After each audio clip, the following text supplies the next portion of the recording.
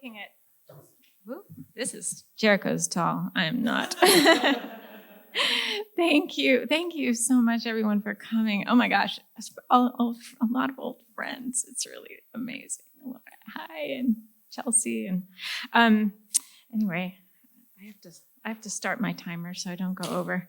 I always think it's better to leave you wanting more, generally, in life, in relationships. I'm going to do something really brave, which is I'm going to read a couple of duplexes. You probably all know that Jericho invented. That's like what we all want to do, invent a form. Jericho invented a form, and I wrote a bunch of them, most of them not very good, but hopefully the ones I'm going to read are okay. So this is, I thought it was apropos of our current political climate, and it's called Division. Division. The bohemian in me wants to hate the conservative in me, but she can't. The conservative in me sneers, but she can't let it go. She knows the power of silence. Let it go, she knows. Power is God, silence. Not strummed guitars, bongo drums, moans of love. Strummed guitars, bongos, moans of pain or love do not touch the conservative. She must make sense. The bohemian, though, must taste and see as if the senses were God. She'll taste and see. She can make no sense of God. The pious conservative would gun her down. That's how she deals with confusion, guns it down. The bohemian in me might learn to hate.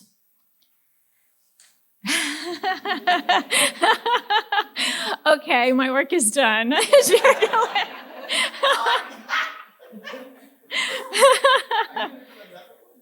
I'm going to read one more, yeah.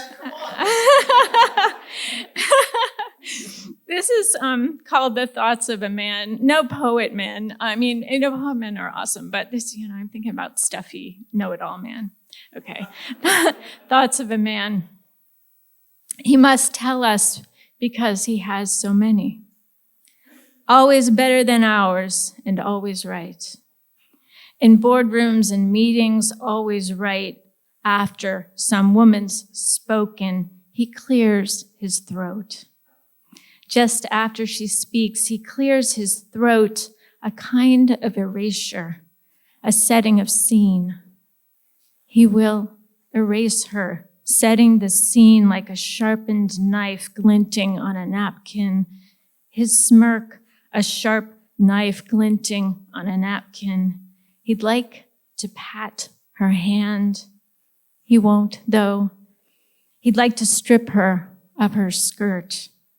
He won't, though. Perched like a bird on a branch, he squawks. Perched like a hawk on a squirrel, he squawks. He must, because he is a man.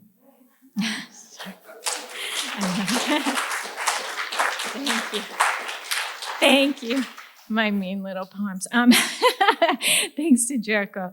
The duplexes are so much fun to write. I'm just going to read a couple poems. I have this little chat book. I want to invite you all. I'm having a party right here next week, Saturday night, 7 to 9. And it's going to be a little book launch for this little book that I wrote because my father died in 2021, and I wrote a book of odes for him. And we're going to have things to eat. We're going to have Manhattans. It was my father's drink. So we'll have Manhattans. We'll have non-alcoholic drinks for those who don't drink. And it's going to be a party. And the Skylarks are playing, the great band, the Skylarks, Megan Sexton's band. So anyway, where is it? I'm going to read Ode to My Father's Manhattans. If I can find it. It's somewhere in this little book. Hold on. It's on page 12.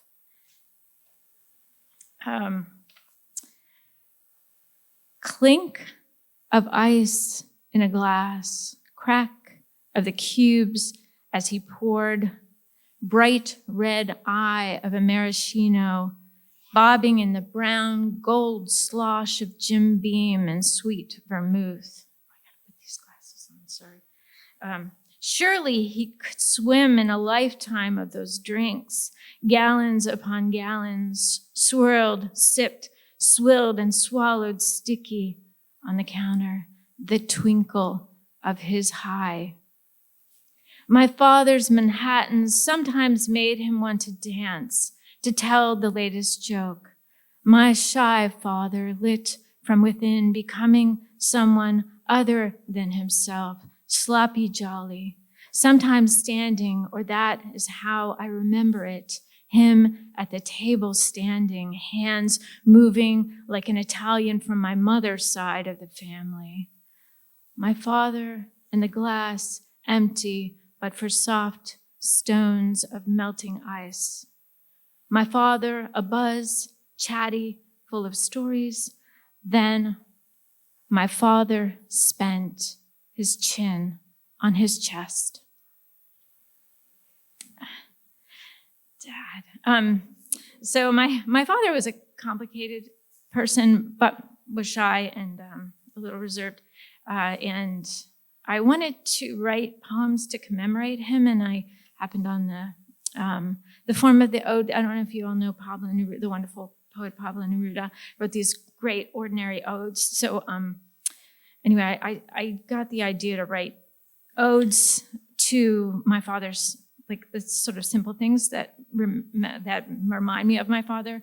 So this is, and the other thing you might be helpful to know is that he died of Lewy body dementia, got very thin, his personality changed. So anyway, this is ode to my father's fat.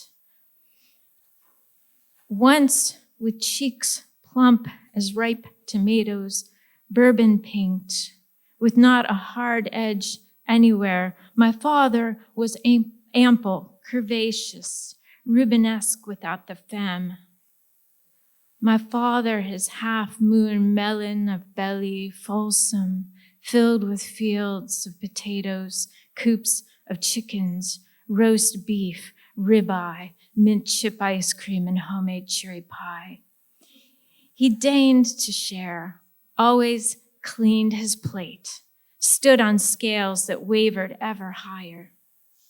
A lot to hug, he scoffed and slathered butter, swallowed, and now we watch him hollow, cinch his belt another hole.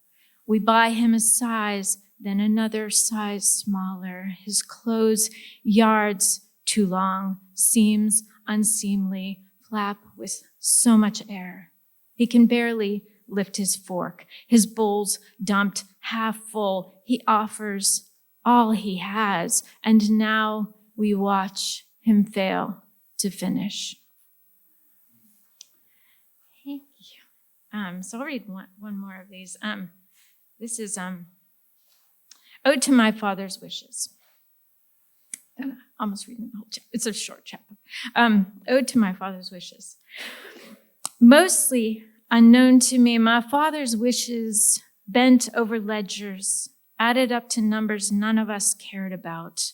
When backpacks swinging, we skipped to the school bus or packed into the station wagon for a road trip. His wishes, a broom sweeping us along. His wish to be a sports journalist tucked away unopened in the corner of a closet. Did he ever take it out, put it in his mouth, work it under his tongue like a marble? He watched every game he could, remembering all the stats, the great runs, slides into home just under the catcher's poised mitt, touchdowns and eagles, alley-oops, three-pointers bouncing off the rim. His wishes went incognito, blent into the back of the crowd. His wishes did not have wings. They walked like the feet of draft horses, heavy and steady, forward, forward. My father's wishes were water under the bow of the ship, and I am still sailing across them.